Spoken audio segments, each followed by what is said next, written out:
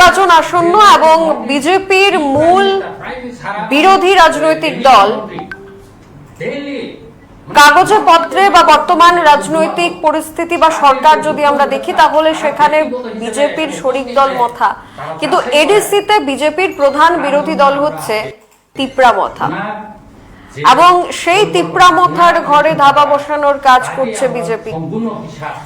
26-এ এডিসির নির্বাচনের আগে 28টা আসন দখলের পরিকল্পনা বিজেপির, আর তারই কারণে এবার মথার ঘরে ধাবা বসিয়ে মথার প্রথম সারির নেতৃত্ব, মথার বিভিন্ন এমডিসি নেতা থেকে শুরু করে পাহাড়ি এলাকায় সাধারণ মানুষদেরকে এডিসি প্রশাসনের বিরুদ্ধে স্লোগান কিংবা তাদের এজেন্ডা তুলে ধরে একের পর এক যোগদান সেখানে করানো হচ্ছে। কিন্তু প্রশ্ন হলো যে আদতে এই যোগদান করার পর তিপ্রা মথা দুর্বল হচ্ছে নাকি বিজেপির হারিয়ে যাওয়া যে ক্ষমতাটা এডিসিতে ছিল সেই হারিয়ে যাওয়া ক্ষমতা আবারও দখলের লড়াই।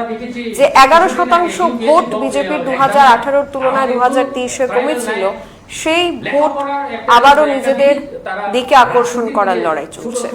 আমরা এই বিষয় নিয়ে কথা বলবো এবং এতে আপনাদের কি মতামত রয়েছে অবশ্যই আমাদের জানাবেন। ইতিমধ্যে 28 আসন দখল করার স্লোগান দিচ্ছে বিজেপি। তিপ্রা মথার দিকে হুঁশিয়ারি বা তিপ্রা মথার দিকে প্রশ্ন ছুড়ে বিজেপির দাবি হলো যে আগামী দিনে মথার হাতে বা মথার কাছে যেটুকু আসন রয়েছে তাও বিজেপি ছিনিয়ে নেবে। 2021-এর এডিসি নির্বাচনে বিজেপির প্রাপ্ত সিট ছিল 9 এবং সেটা বেড়ে এখন 28 হবে কিনা সেটাই দেখার বিষয়।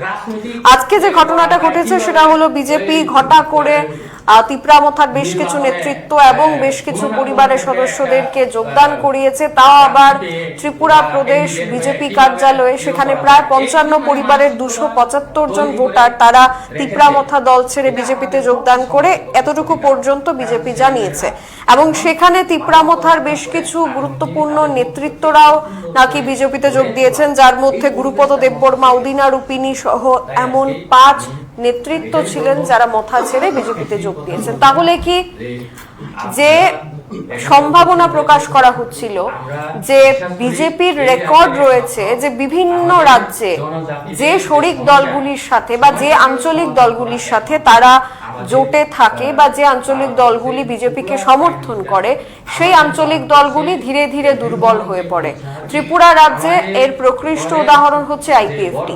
আর এই চিত্রটাই কি এখন দেখা যাচ্ছে যে ধীরে ধীরে ত্রিপুরাতেও যেভাবে আইপিএফটি দুর্বল হয়ে পড়েছিল বিজেপিকে সমর্থন করার পর, ঠিক একইভাবে মথাও বিজেপিকে সমর্থন করেছে এবং ধীরে ধীরে মথা দুর্বল হয়ে পড়ছে। এবং আইপিএফটি দুর্বল হওয়া বা মথা দুর্বল হওয়া তার যে মূল লাভ সেটা কিন্তু নেবে বিজেপি, এবং বিজেপি সেখানে তাদের কত শতাংশ হারিয়ে যাওয়া ভোট ব্যাংক ফিরে পাবে সেটাই দেখার। মথার এখনো পর্যন্ত প্রার্থী তালিকা ঘোষণা হয়নি, বিজেপিরও প্রার্থী তালিকা ঘোষণা হয়নি। তবে আশ্চর্যজনকভাবে বিরোধী দল, প্রধান বিরোধী দল সিপিআইএম, গণমুক্তি পরিষদ তাদের পক্ষ থেকে তারা তাদের নাম এর তালিকা জারি করেছে এবং সেই নামের তালিকার মধ্যে প্রায় 80% হচ্ছে নতুন নাম এবং নতুন এবং নবীনদের ওপর প্রাধান্য দিয়েছে সিপিআইএম। সিপিআইএম এর রেকর্ড অনুযায়ী বিভিন্ন রাজ্যে সিপিআইএম যেখানে প্রবীণদেরকে উপর ভরসা করে বা নবীনদেরকে জায়গা দেয় না, যুবদেরকে জায়গা দেয় না, সেখানে একটা তাদের পুরনো রীতিনীতি ভেঙে নতুনদেরকে জায়গা করে দেওয়া হয়েছে।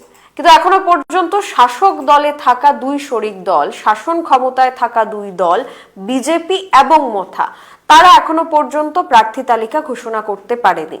বিরোধীদের দিকে তাকালে গণমুক্তি পরিষদ যেহেতু বিগত বছরগুলিতে ক্ষমতায় ছিল এডিসিতে, তাদের সংগঠন রয়েছে, কিন্তু সেই তুলনায় কংগ্রেসের বা আদিবাসী কংগ্রেসের সংগঠন একেবারেই নেই বা দুর্বল বললেই চলে।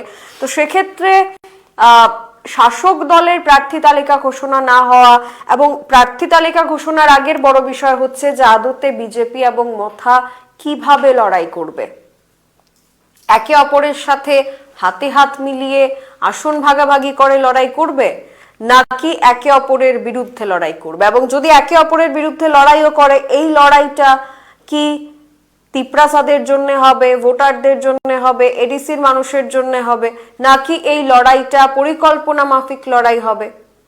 যে আসনগুলিতে মথা প্রার্থী দেবে সেই আসনগুলিতে বিজেপি প্রার্থী দেবে না বা সমর্থন করবে, পেছন থেকে সমর্থন করবে, কি স্ট্র্যাটেজি বা কি পরিকল্পনা থাকছে সেটা তো ক্রমশ প্রকাশ্য। তবে বর্তমান সময়ে দাঁড়িয়ে শাসক দল এবং এই শাসন ক্ষমতায় থাকা দুই রাজনৈতিক দল তিপ্রা মথা তারা কিন্তু তাদের